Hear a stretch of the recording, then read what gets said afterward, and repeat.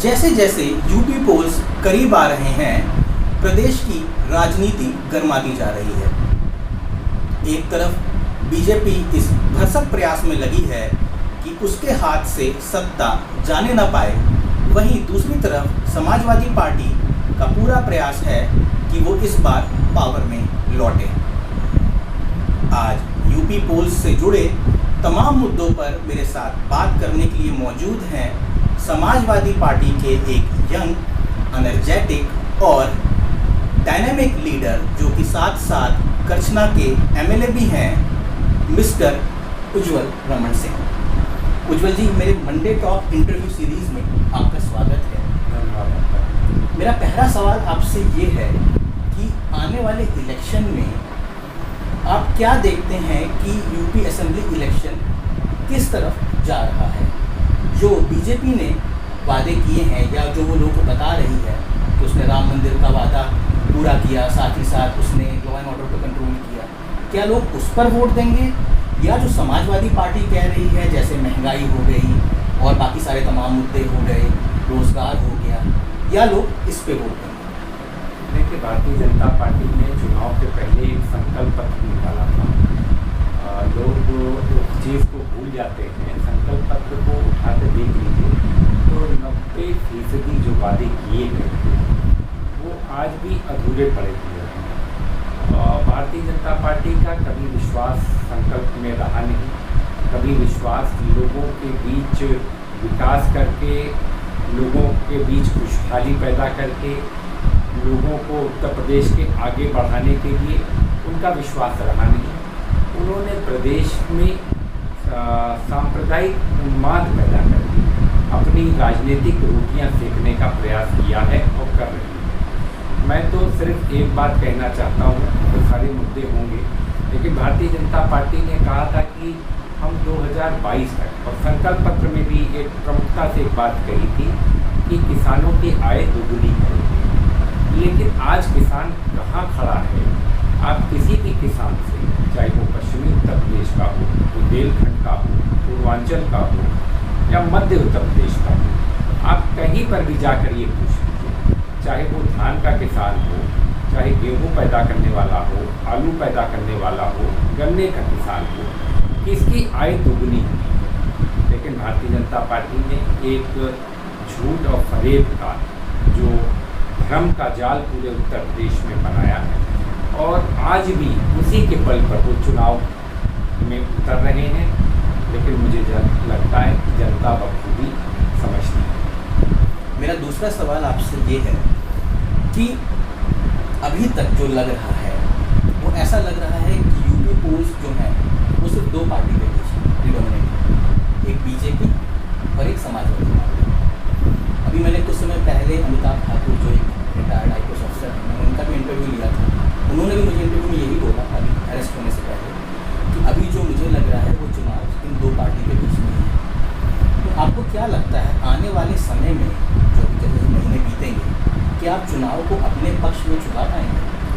देखिए, मुख्य रूप से मेरा मानना है कि समाजवादी पार्टी का एक अंडर करंट उत्तर प्रदेश में है।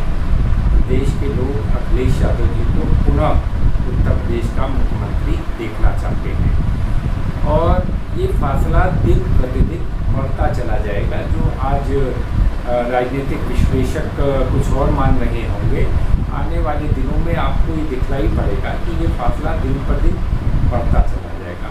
और इसका मुख्य रूप से कारण लोगों की नाराज़गी है। जनता को जो पीड़ा हुई पिछले 4.5 साल में, कोरोना के दरमियान, कोरोना से जिन लोगों के घरों में मौतें हुई, जो हमारे श्रमिक जो बाहर काम करने गए थे, जिसको भारत की सरकार ने भी अपना नहीं माना और प्रदेश ने भी नहीं माना कि ये श्रमिक हमारे गए, जब वो पैदल चलने पर विवश हो गए, मजबूर हो गए, तब देश के सर्वोच्च न्यायालय ने इसका सवाल उठाया, तब जाकर भारत सरकार, उत्तर प्रदेश सरकार की आंखें खुली। तो मुझे लगता है कि भारतीय जनता पार्टी हर मोर्चे पर विफल रही है और जनता ये चुनाव लड़ेगी। ये चुनाव समाजवादी पार्टी और किसी पार्टियों का नहीं, ये जनता की आवाज़ है अखिलेश यादव को पुनः मुख्यमंत्री बनाने की। और समाजवादी पार्टी ही नहीं, जनता जो है ये चुनाव लड़कर एक ऐसी सरकार बनाएगी जिससे प्रदेश में खुशहाली का माहौल हो, जिसमें लोगों को बराबर का हक मिले, सम्मान मिले। मेरा तीसरा सवाल, अभी आपने लेटेस्ट डेवलपमेंट देखा होगा कि कांग्रेस के एक वेटरन लीडर हैं सलमान खुर्शीद, उन्होंने बोला है कि ये जो इलेक्शन होगा वो प्रियंका गांधी के चेहरे के बल पे लड़ा जाएगा। इनडायरेक्टली आप ये भी कह सकते हैं कि हो सकता है कि वो सीएम कैंडिडेट के लिए अपने को नॉमिनेट करें। अगर वो करती हैं तो क्या ये एक मुश्किल सिचुएशन पैदा करेगी अखिलेश जी और योगी जी के लिए, क्योंकि प्रियंका गांधी के साथ जानते हैं चीज़ क्वाइट प्रॉब्लम। लेकिन कांग्रेस पार्टी किसको अपना चेहरा बनाएगी, कांग्रेस पार्टी किसको आगे लेकर आएगी, ये उनका आंतरिक विषय है। लेकिन जैसा मैंने पहले कहा कि प्रदेश की जनता किसको चाहिए, ये देखना ज़्यादा महत्वपूर्ण है। बाकी सब चीज़ें गौर है।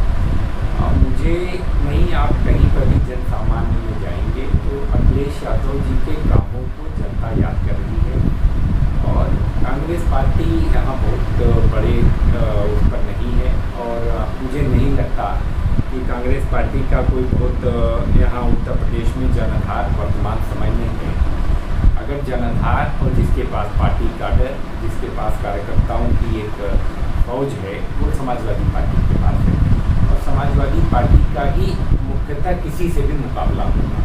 अब बाकी दल आपस में तय कर लें कि वो कौन लड़ना चाहते हैं, वो चाहे प्रियंका गांधी हो, चाहे वर्तमान मुख्यमंत्री जी हो, चाहे बहुजन समाज पार्टी के लोग हों, ये उनको तय करना है। मेरा अगला सवाल है आपसे कि बीएसपी ने बोल दिया है कि वो किसी अलायंस में नहीं जाएगा, कांग्रेस ने भी बोल दिया है कि वो किसी अलायंस में नहीं जाएगा। जहाँ तक मुझे समझ में है और जहाँ तक मैंने पढ़ा है, शायद समाजवादी पार्टी भी इतनी इंटरेस्टेड नहीं है किसी अलायंस में जाने में। तो क्या हम अलायंस का, गठबंधन का यूपी पॉलिटिक्स में अंत देखें? देखिए, सबसे पहले तो हमारे राष्ट्रीय अध्यक्ष जी ने कहा था कि हमारा बड़े दलों के साथ बहुत अच्छा नहीं लगा। इन्होंने एक बार नहीं, कई बार कई मंचों पर ये बात की है और हमारा मानना ही नहीं जो है, हमारे कार्यकर्ताओं का मानना भी यही है। और कार्यकर्ताओं का ये जो मानना है तो हम लोगों ने ये लगभग राय बना ली है कि हम किसी भी बड़े दल के साथ समझौता नहीं करेंगे। छोटे दलों के साथ जरूर हमने जगह छोड़ रखी है और आने वाले दिनों में जैसा राष्ट्रीय अध्यक्ष जी फैसला करेंगे, सबके साथ बात करके उत्तर प्रदेश में एक बेहतर विकल्प जिसमें सबकी भागीदारी हो, कोई वर्ग कोई समाज ऐसा न बचे, सबको जो है वंचित लोग उनको भी बराबर का हक और सम्मान मिले, ये समाजवादी पार्टी की और हमारे नेता की सोच है। उसी सोच के अनुसार हम आगे बढ़े हैं। इस बार यूपी चुनाव में दो नई पॉलिटिकल पार्टीज एंटर कर रही हैं, आम आदमी पार्टी और AIMIM। पहले आम आदमी पार्टी के बारे में बात करते हैं। आम आदमी पार्टी काफ़ी पॉपुलर है दिल्ली में, तो क्या वो इस इलेक्शन में वोट काटेगी या आपको लगता है कि वो एक चैलेंजिंग पार्टी आएगी बिकॉज दो नई पार्टीज आ गई हैं? देखिए, जनतांत्रिक जो व्यवस्था हमारी, इसमें लड़ने का अधिकार सभी पार्टियों को है, सभी नेताओं को है और किसी भी व्यक्ति को ये आज़ादी है कि वो कहीं से भी लड़ सकता है। मेरा सिर्फ ये मानना है कि पार्टियां तो आती रहेंगी, जाती रहेंगी, चुनाव है, चुनावी मौसम है, लेकिन जनता किसकी ओर रुझान रखती है ये फिर महत्वपूर्ण हो जाता है। और मुझे लगता है कि ये पार्टियों को जनता जानती है कि ये लोग वोट कटुआ पार्टी हैं। वोट जरूर किसी का काट सकते हैं लेकिन सरकार नहीं बना सकते, तो लोग उसी के साथ जाना पसंद करेंगे जो सरकार बनाने की हैसियत में हो, जो उत्तर प्रदेश को खुशहाली के रास्ते पर ले जाए, जो उत्तर प्रदेश को उत्तम प्रदेश बनाने की ताकत रखता हो, जो उत्तर प्रदेश की बेहतरी, जो हमारे नौजवान हैं, किसान हैं, हमारे अल्पसंख्यक हैं, हमारे पिछड़े वर्ग के लोग हैं, हमारे अनुसूचित जाति के लोग हैं, हमारे सर्व समाज के लोग हैं, इनको बराबर का हक और सम्मान कौन पार्टी दे सकती है? तो मुझे लगता है कि जनता जो है समाजवादी पार्टी को ही पसंद करेगी। मेरा दूसरा उससे जुड़ा हुआ सवाल है, AIMIM मिस्टर आसिफुद्दीन ओवैसी की पार्टी है, मुस्लिम पार्टी है, तो जहाँ तक मेरी समझ है और जहाँ तक मैंने देखा है, समाजवादी पार्टी का एक अच्छा खासा वोटर बेस मुस्लिम पॉपुलेशन भी है। तो क्या आपको लगता है अब इस पार्टी के आने से इस वोट में भी डेंट पड़ेगा? कि समाजवादी पार्टी को सभी वर्गों का समर्थन मिलता चला आया है और निसंदेह अल्पसंख्यक वर्ग के लोगों का हमको समर्थन पूर्व में भी रहा है और आगे भी रहेगा। देखिए, हमारी नीतियों हमारे कार्यक्रम पर रहा है। समाजवादी पार्टी एक सेकुलर पार्टी है, सेकुलर विचारधारा को हम आगे लेकर चलते हैं। हम सेकुलर सोशलिस्ट पार्टी हैं। तो ज़रूर लोग आते रहेंगे, लोग जाते रहेंगे, लेकिन एक तरीके से जैसे बिहार में आए, जैसे बंगाल का चुनाव हुआ, जो पास के चुनाव हुए, और जिस तरीके बंगाल के समझदार वोटरों ने फैसला किया, मुझे लगता है कि उत्तर प्रदेश का भी वोटर समझदार हो चुका है, जानता है कि इन पार्टियों को कौन लोग लड़ा रहे हैं, इन पार्टियों की मंशा क्या है, इन पार्टियों का उद्देश्य क्या है, और उसके अनुसार जो भी जनता के बीच जाएगा, जनता उसका सही फैसला सही समय पर करेगी। किसान आंदोलन से फायदा होगा? देखिए, किसान दुखी है। आप एक चीज़ मानकर चलें कि अगर किसी भी आदमी को आप दुख देंगे तो कहीं न कहीं जो है उसका रिएक्शन होगा। तो मैं राजनीति नफ़ा और नुकसान पर नहीं करता, लेकिन ये ज़रूर कहता हूँ कि भारतीय जनता पार्टी ने किसान को दुखी किया, और खाली उत्तर प्रदेश के किसानों को नहीं, पूरे भारतवर्ष के किसानों को दुखी किया, और सिर्फ पूंजीपतियों के इशारे पर ये काम किया गया। अगर भारतीय जनता पार्टी की नीति और नीयत सही रही होती तो मुझे नहीं लगता कि किसान कभी हट करता, किसान कभी धरने पर बैठता, कभी जो बरसात है, जो कड़क की सर्दी है, जो गर्मी उसने झेली, वो सामान्य आदमी के बस की बात नहीं है। एक साल इतना लंबा आंदोलन कर लेना। मैं उनके जज्बे को सलाम करता हूँ, और मेरा मानना है कि अंततः जीत किसान की होगी, और ये काला कानून आज नहीं तो कल वापस होगा। और सरकार को भी ये समझना चाहिए कि किसानों के पक्ष में अगर वो फैसला करते हैं और ये तीनों कानून वापस करते हैं तो ये उनकी हार नहीं, पूरे किसानों की, जनता की एक तरीके से कहें तो जीत होगी। और जनता के साथ भारतीय जनता पार्टी को या उनके नेतृत्व को रहना चाहिए, और किसान खुद फैसला करेगा, किसान खुद बुद्धिजीवी है। अभी आपने देखा होगा हर रोज़ एक नई स्कीम लॉन्च हो रही है, मतलब देखा जाए तो झड़ी सी लग गई है। अलीगढ़ में यूनिवर्सिटी का शिलान्यास, फिर योगी जी का ये कहना कि वो स्मार्टफोन और टैबलेट देंगे। तो क्या ये सिर्फ इत्तेफाक माना जाए या इसको हम इलेक्शन से जोड़ के देखें? क्योंकि चुनाव के समय लोग लुभावनी वादे थे। अगर उनको टैबलेट देना होता, स्मार्टफोन देना होता तो पहले दे दिया होता तो लोगों में विश्वास पैदा होता कि भारतीय जनता पार्टी की सरकार उनके लिए कुछ करना चाहती है। लेकिन भारतीय जनता पार्टी ने जिस तरीके का प्रदेश का माहौल किया, सांप्रदायिकता पर वो चुनाव लड़ना चाहते हैं, सांप्रदायिकता को वो मजबूत करना चाहते हैं उनकी पार्टी। तो इसलिए मुझे नहीं लगता कि इन वादों का आज के दिन कोई मतलब है।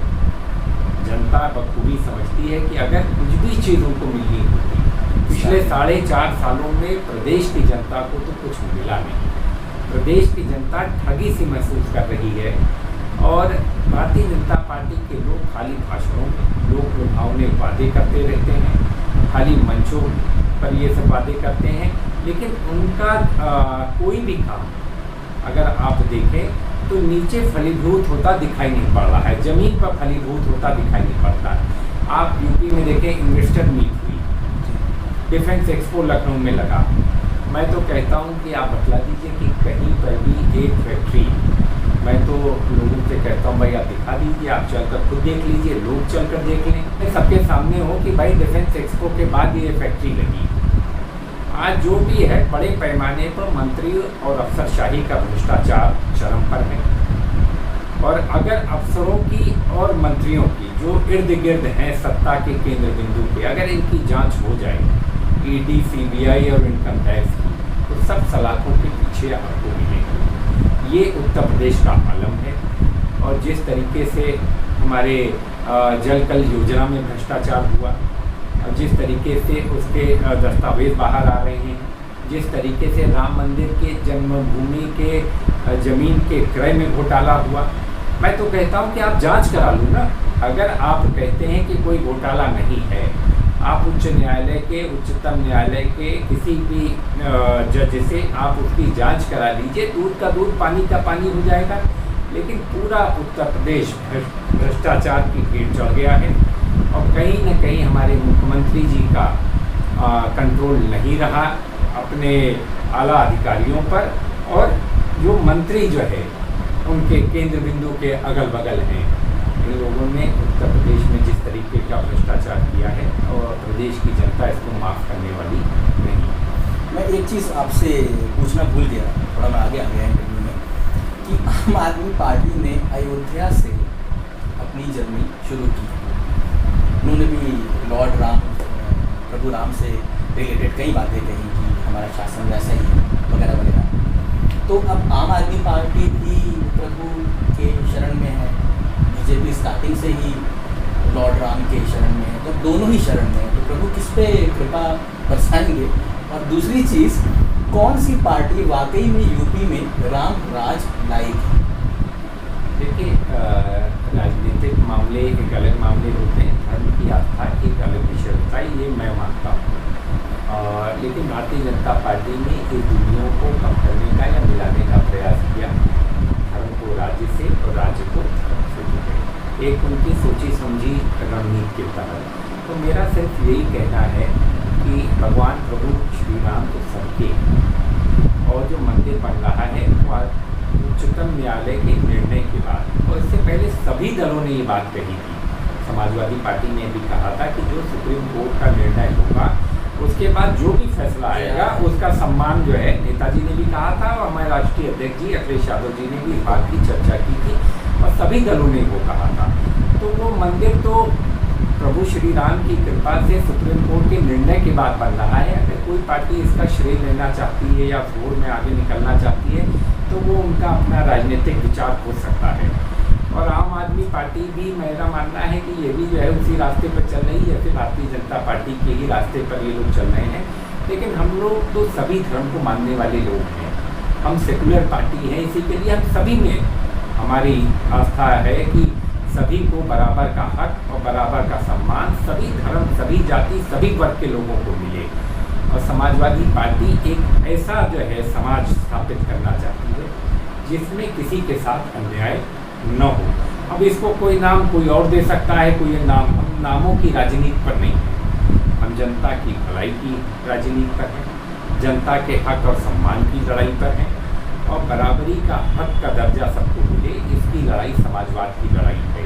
और सामाजिक न्याय हमारे समाज में स्थापित हो, इसके लिए हमारे जितने भी समाजवादी नेताओं ने बरसों संघर्ष किया, जेल गए, जेल की यातनाएं सही, और हमारी सरकार फिर बनेगी तो सामाजिक न्याय जो है मजबूत होगा। ये मैं आपसे कहना चाहता हूँ। मेरा आपसे आखिरी सवाल है, 2017 का जब चुनाव हुआ तो काफ़ी हद तक, जहाँ तक मुझे याद है, यूपी में गुंडागर्दी कम करी जाएगी, इस पर हुआ लॉ एंड ऑर्डर कंट्रोल किया जाएगा। और अगर देखा जाए तो काफ़ी हद तक योगी जी उस चीज़ पे सक्सेसफुल भी हुए। हालांकि ये सब्जेक्टिव है, ये आर्गुमेंटेटिव है, लेकिन उन्होंने कोशिश की। और जब भी कभी यूपी शुरू से लॉ एंड ऑर्डर पे रहता है, इस पर हमेशा इस पर रहता है कि यहाँ पे लॉ एंड ऑर्डर की सिचुएशन है, और ये उन्हें सबसे पहले पूछा था। तो जब समाजवादी आती है तो ये कहा जाता है कि थोड़ा बहुत गुंडागर्दी बढ़ जाती है। ये भी सब्जेक्टिव है, मैं नहीं कह रहा, अपने अपने विचारधारा के लोग कहते हैं। तो क्या आपको ये लगता है जब इस बार 2022 में अगर समाजवादी पार्टी आती है तो क्या वो योगी आदित्यनाथ की गवर्नमेंट से कई गुना बेहतर लॉ एंड ऑर्डर ला पाएगी यूपी में? देखिए, ये परसेप्शन की राजनीति रही कि समाजवादी पार्टी की सरकार में लॉ एंड ऑर्डर अच्छा, कानून व्यवस्था बहुत अच्छी नहीं लगी और बहुत अच्छी हो गई। क्योंकि देखिए 2012 से 17, 17 से 22 का अगर आप आंकड़े उठा के देख लें, और आंकड़े हमारे नहीं, नेशनल क्राइम ब्यूरो के आप आंकड़े उठा कर देखें, इसमें तो आगे भी नहीं छाना है। वो तो भारतीय जनता पार्टी इसमें माहिर है आंकड़े छुपाने में। आंकड़े छुपाने में चाहे स्टैटिस्टिकल सर्वे का हो, सांख्यिकी विभाग का हो या क्राइम ब्यूरो का हो, ये आंकड़े छुपाते रहे हैं, लेकिन तभी भी बराबर कहीं ना कहीं से आंकड़े आते रहते हैं। आप उन आंकड़ों को उठाकर उसका कंपैरिजन करिए और उसके बाद निर्णय करिए कि किसकी सरकारें बेहतर रही। तो मुझे लगता है निस्संदेह जो गंभीर अपराध हैं, जैसे हत्या है, डकैती है, लूट है, महिलाओं के उत्पीड़न के मामले हैं, महिलाओं से बलात्कार के मामले रहे, ये सब मामलों में समाजवादी पार्टी की सरकार में कानून व्यवस्था योगी आदित्यनाथ जी की सरकार से बहुत बेहतर रही। लेकिन ये है कि आंकड़े जब सरकार खुद छुपाने को तैयार हो, आज बेरोजगारी उच्चतम स्तर पर है, आज बेरोजगारी का स्तर जो है सबसे ऊपर है, लेकिन एनएसएसओ के डेटा को दबाया जाता है। कभी भी सरकार उस बात की चर्चा नहीं करती क्योंकि भारतीय जनता पार्टी का विश्वास नहीं है। वो एक प्रदेश में माहौल बनाते हैं। मैं तो कहता हूँ कि जिन लोगों को सरकारी संरक्षण प्राप्त है उत्तर प्रदेश में, आज क्या उनके ऊपर कोई कार्रवाई हुई? और एक नहीं कि तमाम नाम हैं जो कि सांसद भी हो सकते हैं, विधायक भी हो सकते हैं, सत्ता के करीब लोग भी हो सकते हैं, इनकी लंबी फेहरिस्त है। आप 2-4 लोगों के खिलाफ कार्रवाई करके और बुलडोजर चलाकर आप ये प्रदेश में ये संदेश देने का काम, और वो भी एक वर्ग विशेष के लोगों पर आप ज़्यादा कार्रवाई करते रहे। कहीं आप अगर गाड़ी ही पलटनी थी तो बहुत लोगों की गाड़ी पलटी जा सकती थी, लेकिन उनको सरकार ने बचाने का काम किया। जिन लोगों को बचाने का, जो आज भी जेल में हैं, और पहली बार उत्तर प्रदेश में हुआ कि जेलों में हत्याएँ सरकार के द्वारा कराई जाती रही, मैं दुर्भाग्यजनक मानता हूँ। सरकार को भी सोचना चाहिए, ये सरकार का काम नहीं कि किसी आप गैंगवार का आप हिस्सा बन जाए। तो मुझे लगता है ये दुखद है।